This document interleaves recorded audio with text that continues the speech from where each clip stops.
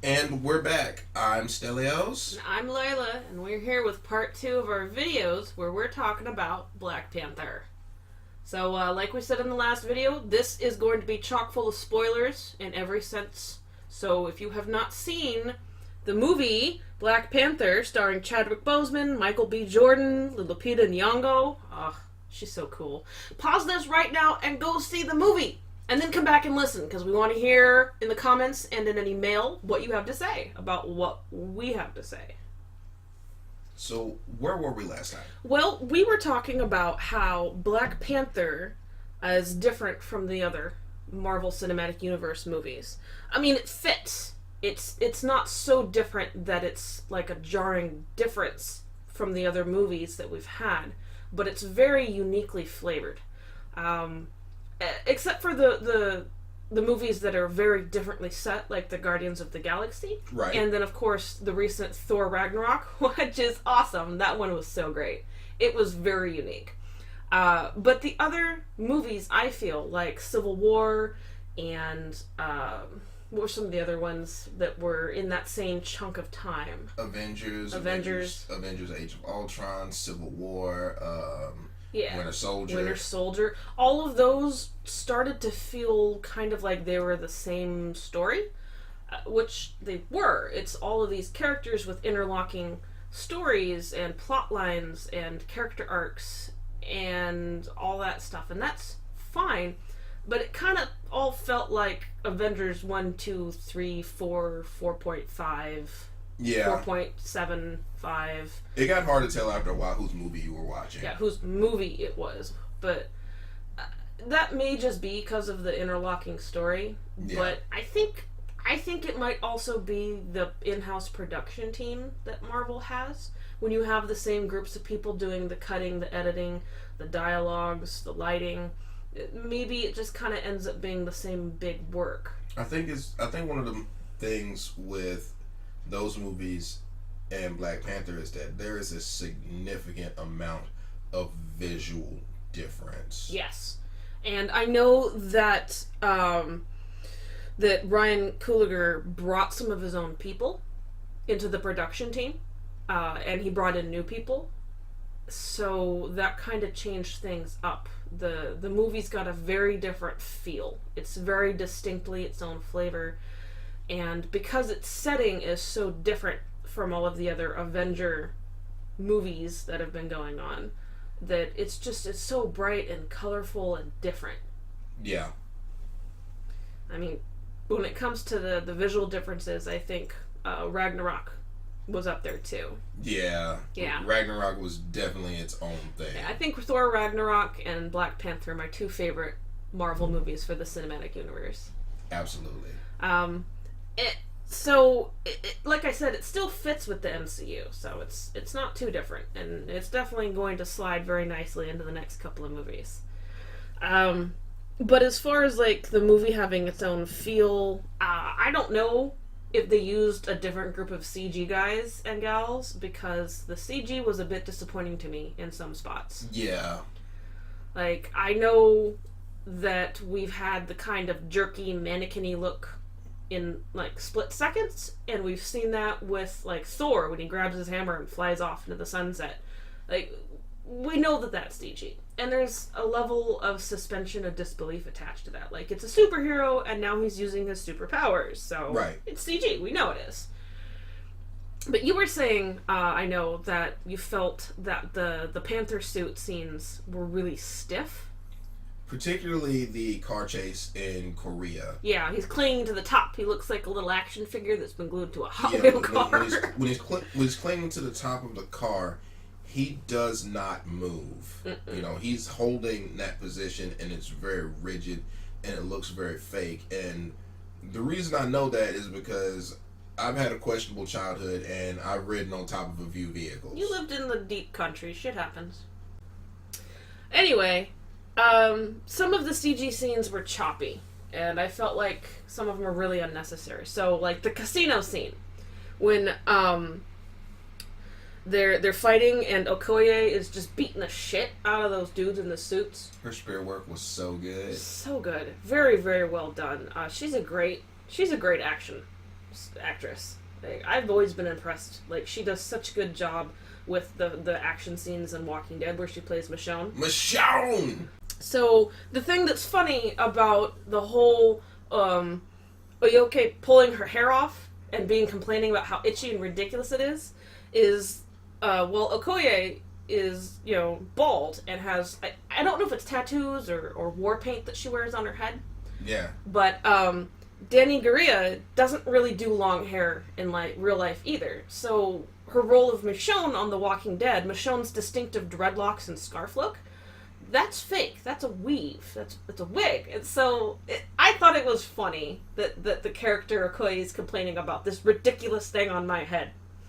I thought it was funny when she threw her wig at that dude. She threw her weave in that guy's face.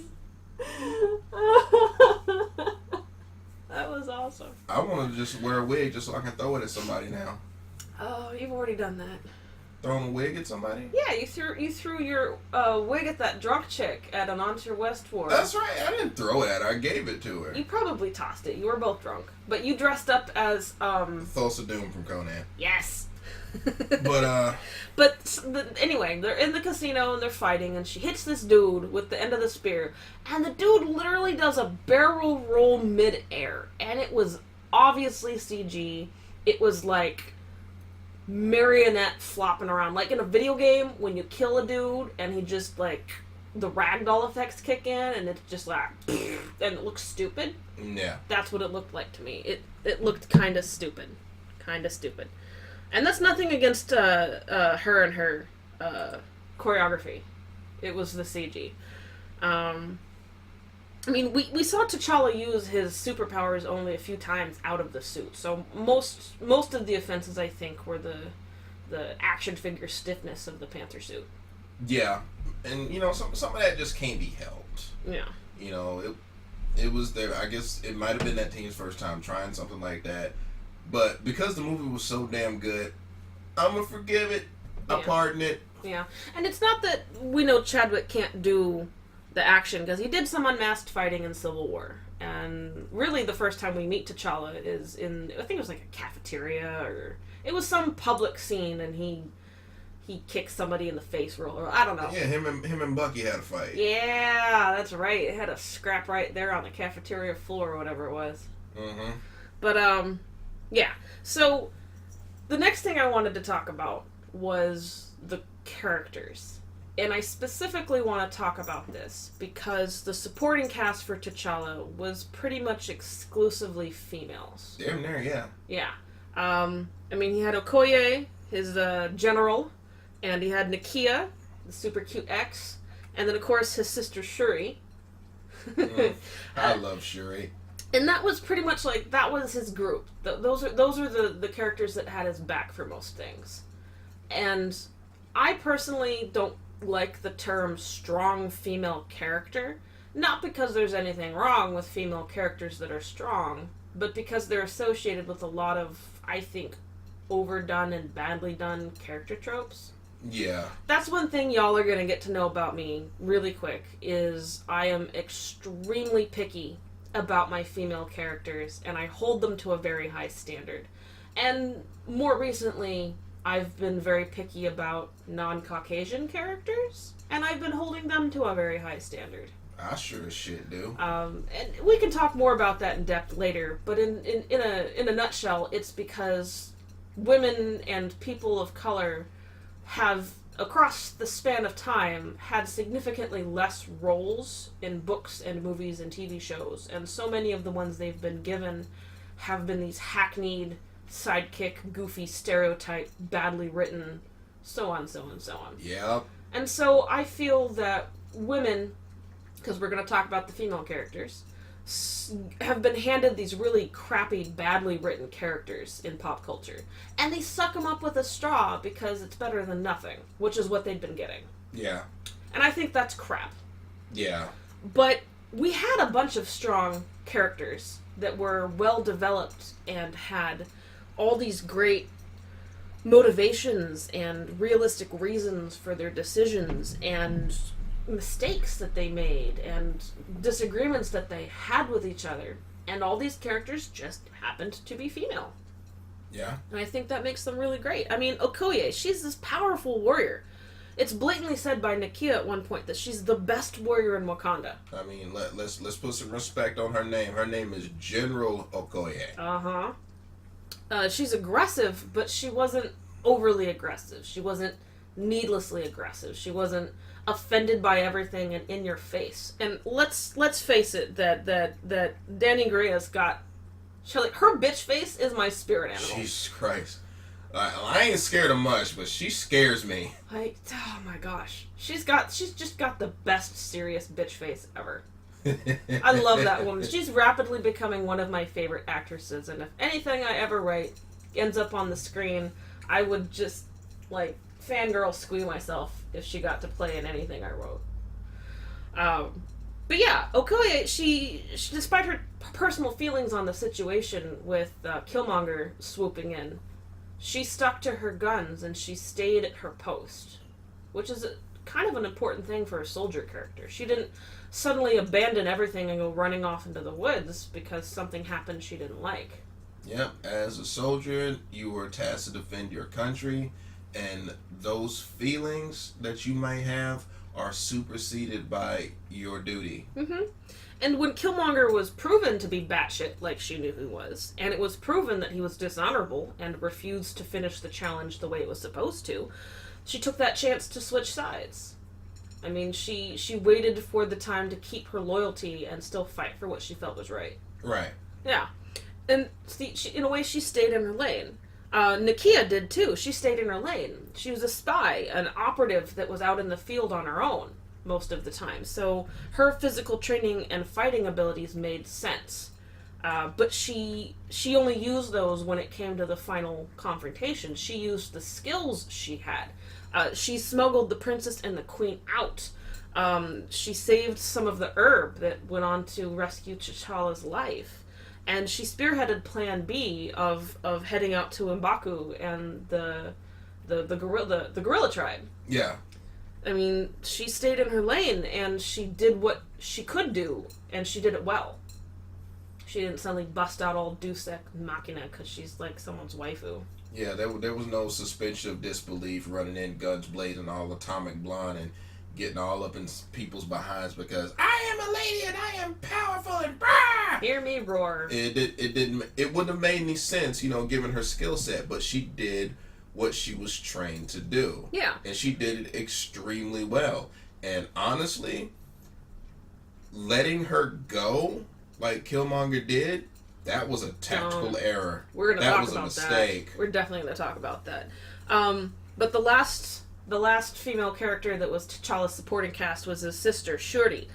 Oh my gosh, Shuri, hilarious. I love that girl. She's funny. She's funny and she's smart. And honestly, I think she's the best candidate in the Marvel Cinematic Universe to give Tony Stark a real run for his money. Honestly, I think she's smarter than Stark. Oh yeah, run for his money in both intelligence, but also in, like, just sheer wit. Sheer wit, loquaciousness. Like, Tony Stark is a verbal tsunami, and Shuri's utter, like, stubbornness and snarkiness is sure to cut a path through that. I really want to see them, like, snarking at each other across the lab during some kind of collab project. I love it. That he's just this, like, flustered scientist, and she's this rude little girl. Honestly, I think if you put those two in a lab, she'd probably take him to school. Yeah, amazing things would come of it. Can you imagine Hulkbuster armor made out of vibranium? Shit. That's gonna punch a planet in half. That's what that's gonna do. Game changer. But she was clever, and she was resourceful, and she stayed in her lane as well. Like, she didn't bust out Breaking Bad doing shit that was completely out of character for her. She was the gadget girl. She was the techie. But when shit hit the fan, she didn't hesitate to jump into the fray. She didn't stand on the sidelines wringing her hands. She put on some armor and those neat little hand sonic cannons she had. I want to call them fisticats, because I don't know what they're called, but they had little bast faces on the front. All I know is I want a pair. Oh, so cool. Like, she knew she had no chance of standing up to these fighters, to Killmonger. She's not nearly the warrior that Okoye and her brother T'Challa are, but she jumped in anyway because it's what was needed. Yeah, I really liked her a lot, and I hope to see more of Shuri. Yeah, and we're going to be back with a part 3 of this. We're going to go on and talk about the male characters, because honestly, they were pretty awesome too. So, thanks for listening, and stay tuned for part 3.